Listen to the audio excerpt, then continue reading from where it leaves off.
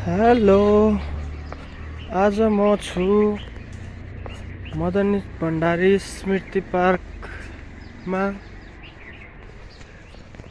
र देख्न सक्नुहुन्छ काठमाडौँको यो धुलो धुवाँले भरिएको सहरमा यहाँ चाहिँ अलि शान्त छ, हल्ला पनि छैन।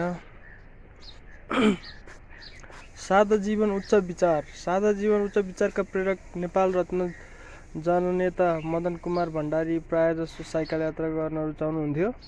नेकपा एमालेका महासचिव तथा प्रतिनिधि सभा सदस्य रहेका समयमा समेत उहाँ यसरी नै साइकलमा यात्रा गर्नुहुन्थ्यो। यही साइकल हो र अहिले चाहिँ धेरै मान्छे, धेरै पार्टीहरूले चाहिँ धेरै आफ्नो एजेन्डाहरू राखिरहेको बेलामा वातावरणलाई अलि फोकस नदिएको हो कि जस्तो। अब यो यहाँको हावा एचवाई पनि बढ्दै गइरहेको छ होइन। र हरेक रोडमा फोहोर नभएको कुनै रोडै हुँदैन।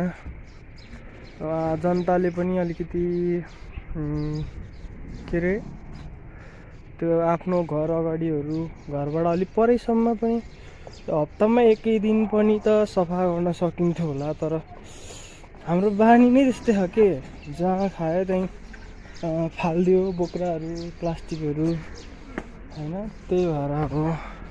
तर यो ठाउँ चाहिँ निकै राम्रो बनाएको छ। यो वाल पेन्ट हेर्नु न, यस्तो बवाल बनाएको छ।